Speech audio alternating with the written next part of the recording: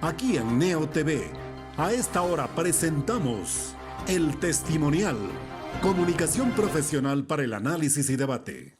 Saludos amigos del Ecuador y del resto del mundo, bienvenidos a El Testimonial. Nuestro invitado de hoy, Víctor Hugo Villacrés, es economista heterodoxo, porque también hay de los otros, expresidente del directorio del IES.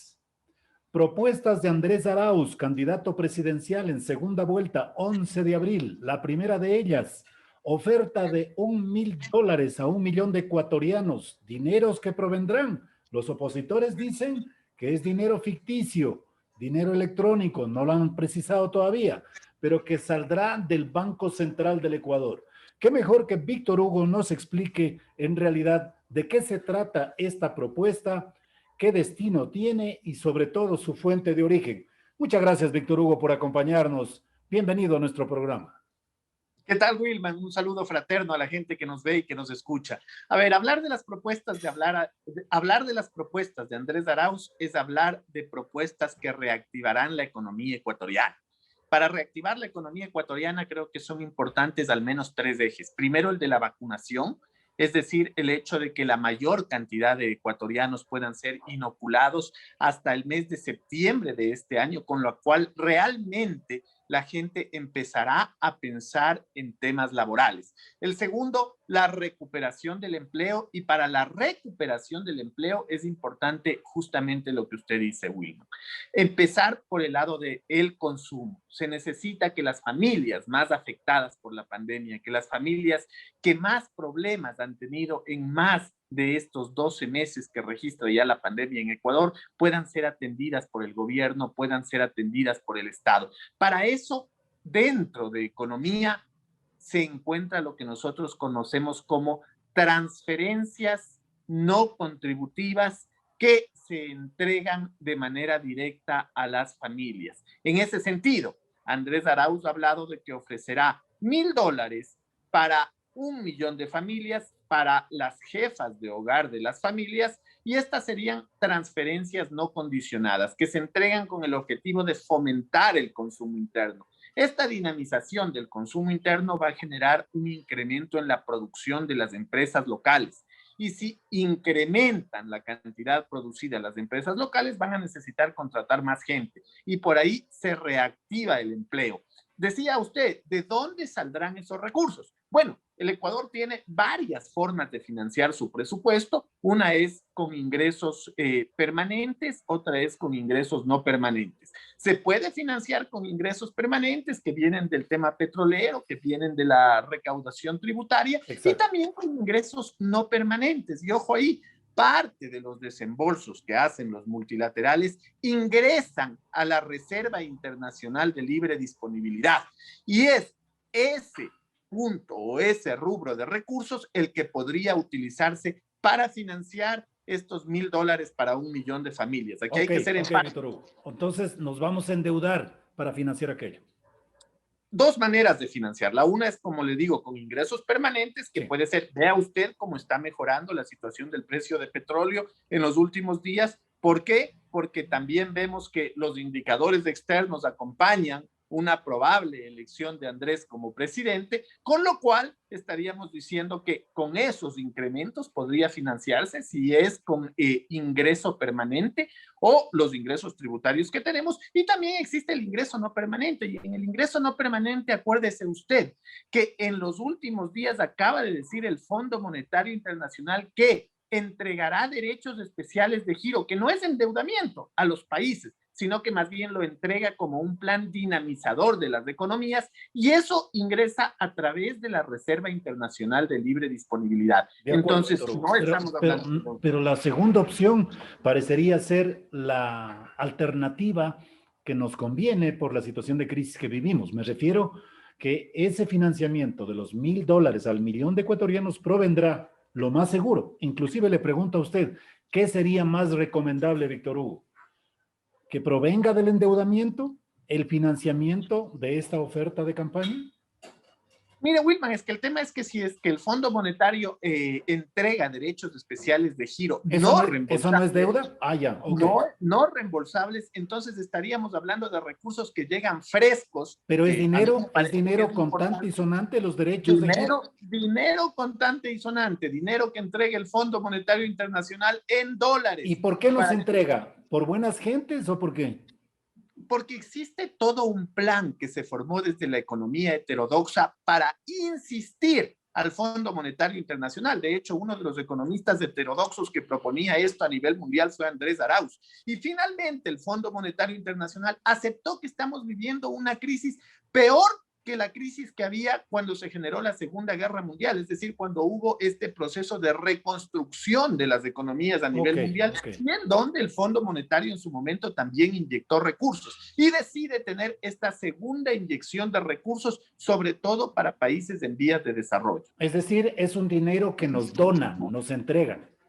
Es un dinero que nos entrega con carácter de no reembolsable, que entrará a la Reserva Internacional de Libre Disponibilidad y que puede ser una de las varias fuentes de financiamiento. Okay. Sí, pero es interesante, Víctor Hugo, lo que usted plantea. Es interesante porque, bueno, eso le quita peso a la posibilidad de que sea el propio Estado el que lo financie a la oferta de campaña. Estos derechos especiales de giro, ¿de dónde saca ese dinero el fondo? Hace un cálculo de lo que hemos pagado y por eso nos retribuye y nos dice, a ver, este país se ha esforzado por pagarme la deuda, yo le voy a ayudar de tal manera. ¿Cómo opera eso? Por favor, se nos explica. A ver, el fondo tiene una serie de países contribuyentes y además de eso tiene, digamos que en alguna manera se puede llamar utilidades producto de los créditos que concede. Entonces va acumulando ciertos activos. Correcto. Y en momentos de crisis utiliza esos activos para ayudar a los países emergentes, a los países en vías de desarrollo, que también formamos parte de esta especie de cooperativa, para que la gente nos pueda entender, que es el Fondo Monetario Internacional. Entonces, sí, cada cual recibe de acuerdo a las participaciones que tiene, pero eso permite que los países en desarrollo podamos reactivar nuestras economías. Ahora, ¿cómo estamos seguros que el Fondo Monetario vaya a actuar de tal manera? Porque en realidad la decisión final la tienen ellos para entregarnos ese dinero. Ya lo ha anunciado, es decir, esto que al principio era un pedido de un grupo de economistas heterodoxos a nivel mundial, fue anunciado hace 2 o 3 semanas como una realidad que implementará el Fondo Monetario Internacional. Interesante. Muy bien, ahora veamos el otro lado del beneficiario. Víctor Hugo, ¿cómo se va a entregar esos $1,000? ¿Se les va a entregar en su cuenta bancaria o se le va a exigir una contraparte? Que eso es fundamental en quien recibe una aportación por una sola vez, que podríamos llamarle bono, etcétera. ¿Qué reacción, qué contraparte tiene que haber de quién lo recibe? ¿Cómo se va a entregar? ¿Se va a entregar la totalidad de los $1,000? ¿O le voy a decir, a ver, beneficiario, usted tiene la obligación de, con estos $1,000, pagar los tributos atrasados, pagar los servicios básicos, pagar un seguro médico? ¿Cómo se va a hacer, Víctor Hugo? A ver, Wilman, aquí hay 2 elementos importantes que están dentro de la propuesta. Primero, algo que no es menor y que la gente no termina de desglosarlo, se entregará a las madres de familia. De acuerdo a, por ejemplo, lo que dice Yunus, quien es premio Nobel, Yunus comenta que las personas que mejor administran los recursos dentro del hogar son las madres de familia, porque conocen las necesidades de todo su hogar. Entonces, ese es un primer punto a considerar. El segundo, se lo hará a través del registro social, esta base de datos que ha sido actualizada y que inclusive ha tenido una contraparte del Banco Mundial para la actualización en el Ecuador y que permite saber exactamente cuáles son las familias que se encuentran en los deciles más bajos de ingresos en el Ecuador.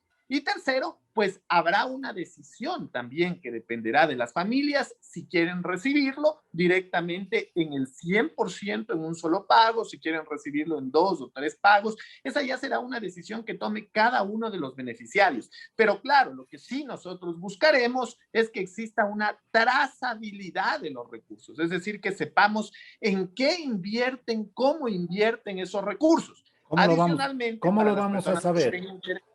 ¿Cómo lo vamos a saber?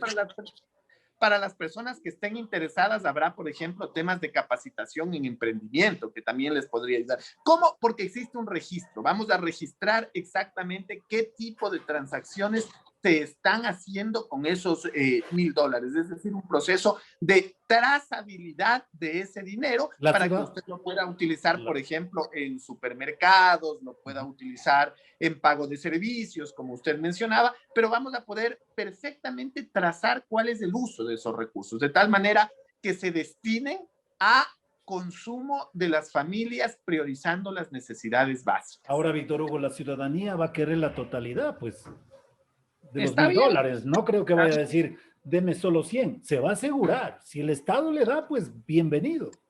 Está bien, digamos que lo único que hace el Estado es entregarles la posibilidad de recibir el 100% de recursos para que usted lo administre, pero puede haber una persona que diga, no, yo no soy tan bueno administrando, yo prefiero que me entregue en 5 cuotas de 200 cada mes y con eso voy a destinar a cubrir las necesidades de mi familia en temas de alimentos, se me ocurre. Entonces también puede tener esa posibilidad de recibir así los recursos. El tema es que los beneficiarios van a terminar recibiendo directamente al 100% los $1,000, que es la propuesta que ha hecho el candidato Andrés Arauz, en el tiempo que ellos consideren. Si consideran flat, inmediatamente se lo hará, y lo que sí habrá es un registro de trazabilidad de en dónde se está invirtiendo ese recurso, y se utilizarán las herramientas que ya tiene el Estado, no como el tema de vacunación que nos acaban de decir que generemos una nueva lista y esa lista no funciona, las páginas web no se habilitan. No, acá vamos a utilizar el registro social, es decir, las herramientas que tiene el Estado, y seguramente cruzaremos con otras bases de datos. Pero la trazabilidad no la controlará el Estado. Finalmente, la decisión de la inversión y del gasto está en manos del beneficiario, Víctor Hugo. ¿No es cierto? ¿Me escuchó? Nosotros utilizar en temas de consumo, usted podrá utilizar en temas de alimentos, en temas de pago de servicios, y entonces podemos ir verificando en qué ha utilizado la persona esos recursos, porque podemos saber cómo aplicó y cuánto de esos recursos destinó a cada uno de los rubros que puede tener aplicación para reactivar la economía. Por eso, solo ustedes verán cómo se invierte, pero no pueden reorientarlo, no pueden reorientarlo. Digamos que en política pública siempre es posible hacer algunas cosas, y entonces podemos tener un direccionamiento hacia temas de primera necesidad, hacia temas necesarios, hacia temas útiles para las familias. Siempre hay herramientas que le pueden ayudar al hacedor de política pública a programar efectivamente cómo está la utilización de los recursos. Ahora, Víctor Hugo, tampoco hay el limitante para que el beneficiario adquiera un celular de última gama y haga una contratación del servicio de Internet y de uso del celular durante todo un año. Por ejemplo. Eso le digo, Wilman, sí existe forma de hacer eso desde el Estado, sí existe forma de limitar el hecho de que usted pueda utilizar para consumos, para consumo de alimentos, pueda utilizar para producción nacional. Sí hay formas de limitar esas cosas. Entonces, tengan la plena seguridad que lo que nosotros queremos es reactivar la demanda interna, pero también ayudar a esas familias que menos recursos han tenido y que se han visto afectadas, sobre todo en temas de empleo a nivel de la pandemia, para mitigar esos problemas y empezar un proceso de reactivación económica, es decir, irnos en contra de este ciclo que es decreciente. Ustedes saben, el año anterior las cifras del mismo Fondo Monetario Internacional dan cuenta de que ha habido un decrecimiento del 10%.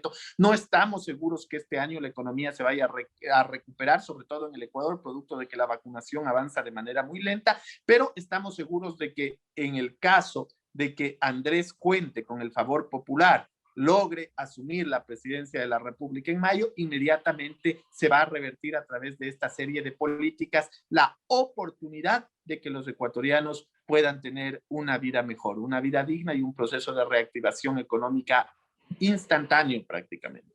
Bueno, me toca hacer el papel de juzgador y de cuestionador frente a la oferta, y qué mejor que usted, Víctor Hugo, con esa sapiencia y conocimiento pleno, nos dé las respuestas. Y también hay que reconocer que países como los Estados Unidos, guardando las distancias y las diferencias, ha aplicado una medida parecida a la de Andrés Arauz en territorio norteamericano a favor de muchos ciudadanos que precisamente procuran reinsertarse en esta reactivación económica productiva que se plantea, Víctor Hugo. Así es, Wilman, es que tome en cuenta que este es uno de los mecanismos que ha presentado Naciones Unidas para mejorar la situación de las familias que se encuentran en situación de vulnerabilidad en esta pandemia. Instituciones como la Comisión Económica para América Latina, el mismo Banco Interamericano de Desarrollo, el Fondo Monetario Internacional han dado cuenta de que se debe subsidiar a las familias que menos recursos tienen con esto que se conoce como transferencias no condicionadas, que sería uno de los elementos esenciales en el proceso de reactivación del Producto Interno Bruto por el lado del consumo. Ahora, el Fondo Monetario Internacional nos dará la totalidad del requerimiento presupuestario para cumplir con esta oferta, o nosotros tendremos que entregar una contraparte, Víctor Hugo. $1.000 millones de dólares. Seguramente la cantidad de recursos que el Fondo Monetario Internacional proporcionará a través de derechos especiales de giro será más de los $1.000 millones de dólares. Entonces, no solo que alcanzará para cubrir este primer elemento y como yo le digo, tendremos recursos para algunas otras cosas. Pero acuérdense que esta es una de las probables fuentes de financiamiento. O sea, lo que yo les quiero decir es, recursos existen. Lo que no ha habido en el Ecuador es voluntad política para atender a los sectores más vulnerables. Fíjese, Wilman, que tanto existen recursos que en los últimos 2 meses de la pandemia, el gobierno nacional ha anunciado un probable subsidio de $500 para los desempleados, que van a ver cómo lo entregan. Entonces, nunca hubo falta de recursos. O antes se hizo, Víctor Hugo, un prepago de deuda externa que nadie presionaba ni obligaba.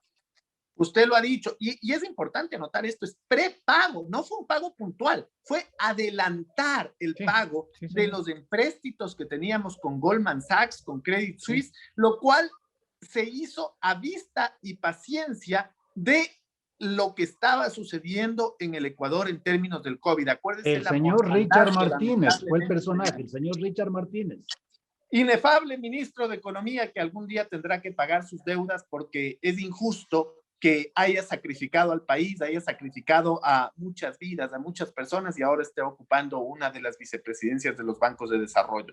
Entonces, evidentemente eso tendrá que ser analizado en su momento por las autoridades, que básicamente son autoridades jurídicas, ¿no? Nosotros lo que queremos es hacer las cosas bien, nosotros lo que queremos es gobernar en beneficio del pueblo y ese es el sentido de aplicar este tipo de medidas, es decir, un gobierno que lo que priorice es el beneficio de los seres humanos y que lo que priorice realmente son las políticas para salir de la crisis. Todos los temas del pasado pues quedarán en el pasado, serán juzgados o por la historia o por las autoridades judiciales. Ahora, es muy claro lo que acaba de decir Víctor Hugo. Nosotros planteamos esto. Me faltó en la introducción de este grato diálogo, Víctor Hugo, decir que usted forma parte del equipo económico asesor en la campaña presidencialista del señor Andrés Arauz. Y desde ese contexto, también le pregunto, si lo uno es entregarles $1.000 a los ecuatorianos para la reactivación económica y productiva inmediata, para generar consumo, etcétera, le pregunto a Víctor Hugo, desde su instancia de experticia y de formación profesional, ¿pudo haber existido otro destino de inversión de ese dinero que vendrá o de impuestos o de recursos de recurrencia permanente para el Estado o del Fondo Monetario, de donde vengan, de donde viniesen? ¿Pudo haber existido otro destino de inversión, Víctor Hugo, o este es el mejor camino? Mire, las necesidades de los países siempre son ilimitadas y los recursos son escasos y hay que administrarlos de la mejor manera. Pero claramente la mejor manera de administrar esos recursos es ponerlas al servicio de los que más necesitan, al servicio de los seres humanos. Siempre pueden haber diferentes formas de utilizar, pero fíjese, el Producto Interno Bruto por el lado del gasto no es otra cosa que la suma de consumo, inversión, gasto de gobierno y resultado de balanza comercial, es decir, exportaciones menos importaciones. Si usted logra fortalecer el consumo mediante un subsidio como el que estamos hablando, directamente tan pronto se asuma la presidencia de la República. Estamos hablando de que ahí usted va a generar producción y empleo. La producción y empleo va a generar inversión, y la inversión también va a venir tanto del gobierno central como de los gobiernos autónomos descentralizados. Usted va a tener mejora en infraestructura para permitir que los productos que se encuentran en los campos salgan a las ciudades, se exporten y generemos más dólares en la economía local. Usted va a tener una balanza comercial positiva y va a mejorar los servicios públicos. Fíjese ahora que si usted quiere acceder a obtener una cédula, a obtener un pasaporte, a obtener una licencia, le dan turno para 2, 3 meses. Fíjese lo que hablamos hace un momento que está pasando en términos de vacunación. Es decir, por ese concepto peyorativo de que lo público es malo, lo que han hecho es desmantelar el sector público, desmantelar los esquemas de planificación. Y esos son temas importantes que hay que recuperarlos, pero parte de esta recuperación económica pasa sin duda por atender a los más necesitados. Tenga la plena certeza que un gobierno como el de Andrés Arauz siempre priorizará la atención a los más pobres por sobre la atención a los grandes capitales. Y el otro punto que es importante, Víctor Hugo, qué mejor escucharlo de usted, que está tan cerca del grupo económico, asesor del economista Andrés Arauz, es el tema de la dolarización y que se ha convertido en una campaña de desinformación, de desorientación y hasta de desconcierto para los ecuatorianos y ecuatorianas. La dolarización está en riesgo, se va a caer ese sistema monetario, es necesario aprobar este proyecto de ley de última instancia que está presentando el gobierno de Lenín Moreno y por ende es fundamental proteger la dolarización. Y entre líneas están diciéndole al ecuatoriano y a la ecuatoriana, no vote por la candidatura de Andrés Arauz porque va a terminar con la dolarización. Un sistema monetario del cual nos sentimos muy cómodos y que inclusive ni siquiera en el gobierno de Rafael Correa corrió peligro o estuvo en riesgo o se intentó eliminarlo. Víctor Hugo.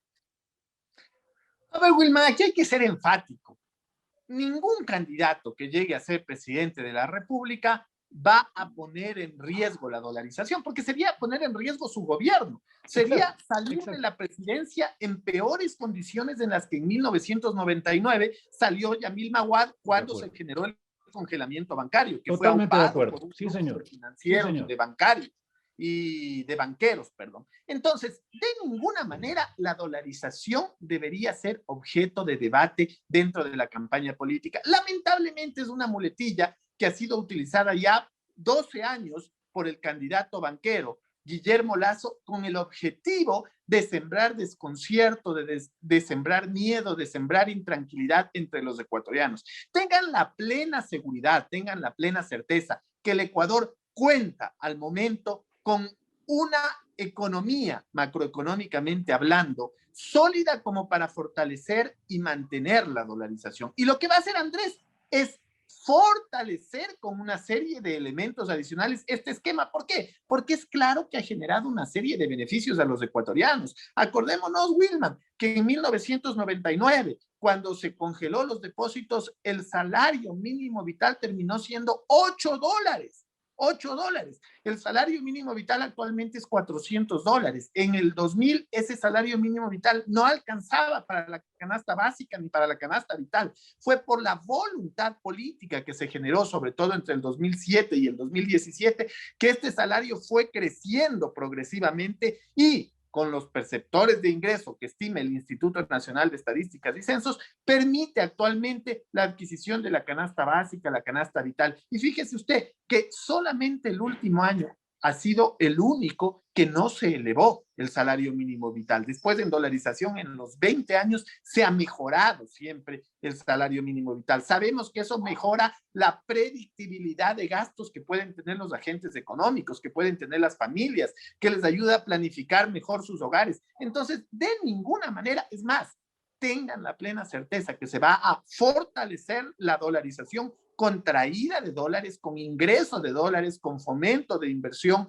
con contratos de certidumbre en términos de las personas que lleguen a invertir en el Ecuador, que lo hagan con la plena confianza de que en el país esos dólares van a estar cuidados y sobre todo también con políticas que permitan que en el Ecuador los dólares ingresen más que los dólares que salen. Entonces, no hay riesgo, y cualquier analista serio, Wilman, y esto es importante, cualquier analista serio le va a decir que no existe ningún riesgo de que la dolarización se pueda caer en los próximos 12 años, por lo menos. Muy bien. Y otro punto de altísima sensibilidad social hace referencia a los fondos del Instituto Ecuatoriano de Seguridad Social. Y permítame recordar el artículo 372 de la Constitución de la República, que estipula: los fondos y reservas del Seguro Universal Obligatorio serán propios y distintos de los del fisco y servirán para cumplir de forma adecuada los fines de su creación y sus funciones. Ninguna institución del Estado podrá intervenir o disponer de sus fondos y reservas, ni menoscabar su patrimonio. Y le pregunto, ¿a quién en su momento presidió el directorio del IES, Víctor Hugo Villacrés? Esos fondos también son intocables y hay que fortalecerlos, porque ahí está el punto crítico de la más alta sensibilidad social de los ecuatorianos y ecuatorianas, Víctor Hugo. Usted lo ha dicho, Wilman, nosotros somos gente que tiene experiencia en el sector público, gente proba, gente que inclusive en su momento ha generado una serie de herramientas de fortalecimiento de la seguridad social. Fíjese, en el 2007 existían 1 millón de afiliados al Seguro General Obligatorio.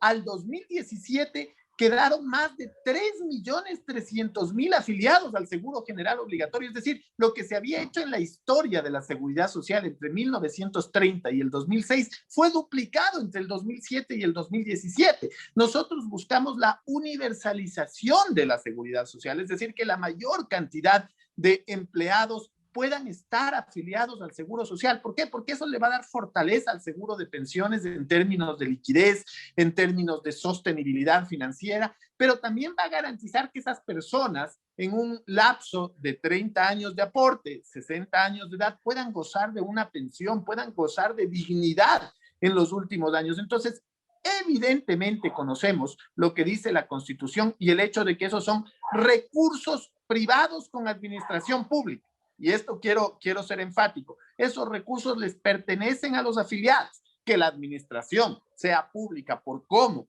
está legislada actualmente la seguridad social, pero evidentemente somos conscientes que hay que fortalecer el esquema de seguros que tiene el IES, porque el IES maneja 5 seguros: el seguro de invalidez, vejez y muerte, el de pensiones que estamos hablando, el seguro social campesino, el seguro de riesgos de trabajo, el seguro de salud y el seguro de desempleo. 5 seguros, y los 5 seguros hay que mantenerlos de manera eficiente financieramente y buscar la sostenibilidad de los mismos en el largo plazo. En ese sentido, pues, conocemos cómo funciona la seguridad social, sabemos que esos recursos deben generar una rentabilidad que proviene tanto de inversiones privativas como no privativas. En inversiones privativas tenemos los créditos hipotecarios, los créditos quirografarios, créditos prendarios, dinero en manos de los afiliados. Y tenemos inversiones de carácter no privativo, que son papeles de renta fija, renta variable, públicos o privados, en donde se invertirá para generar una rentabilidad promedio ponderada que ojalá sea superior a la que actualmente tiene el BIES, que es del 8%. Eso garantizará pensiones dignas, eso garantizará un sistema de ahorro y reparto con beneficio definido, que es el que actualmente tenemos. De ninguna manera estamos de acuerdo con la posición que tiene el otro candidato, que es una posición de privatización de la seguridad social. Nosotros lo que vamos a hacer es fortalecer el sistema que tenemos, que los ecuatorianos puedan gozar de pensiones dignas, mejorar el sistema de salud, mejorar el seguro de desempleo para mejorar la accesibilidad, es decir, que más gente pueda utilizar ese seguro, porque actualmente es complicado por las barreras que tiene. Evidentemente, nuestra idea final sería que empleemos a más gente. Y si más gente está empleada, más gente está laborando, menos gente utilizaría ese seguro. Pero en caso de que tengan que hacerlo, por las circunstancias, sea de manera eficiente, rápida y que esos recursos sirvan para mitigar el problema de desempleo que están pasando los ecuatorianos. Muchas reformas, todas en beneficio de la ciudadanía en el seguro social, pero de ninguna manera estar de acuerdo con lo que dice el otro candidato, es decir, con la privatización de la seguridad social. Víctor Hugo, muchas gracias, su gentileza. Gracias a usted, Wilman, siempre a las órdenes. Víctor Hugo Villacrés, economista y expresidente del directorio del IES y ahora asesor del grupo económico en la candidatura presidencial del señor Andrés Arauz, en su participación aquí en nuestro programa. Buena suerte, Víctor Hugo. Muchas gracias. Gracias a usted. Hemos presentado el testimonial Transparencia de la Verdad. De lunes a viernes desde las 18:30.